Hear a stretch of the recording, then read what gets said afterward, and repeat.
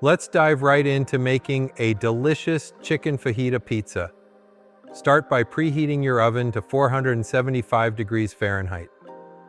While that heats up, grab some boneless chicken breasts, season them with chili powder, cumin, garlic powder, and a pinch of salt. Sauté them in a hot skillet with a splash of olive oil until they're golden and cooked through. Next, slice up some bell peppers and onions and toss them in the same skillet until they're tender and slightly caramelized. Now for the pizza base, you can use store-bought dough or make your own. Roll it out, then spread a layer of salsa or tomato sauce for that zesty kick. Layer on the cooked chicken, sautéed veggies, and sprinkle a generous amount of shredded cheese.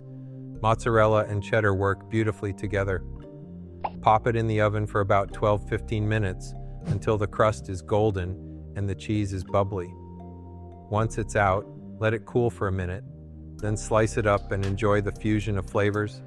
This chicken fajita pizza is not just a meal, it's a fun, interactive dish that brings everyone together around the table.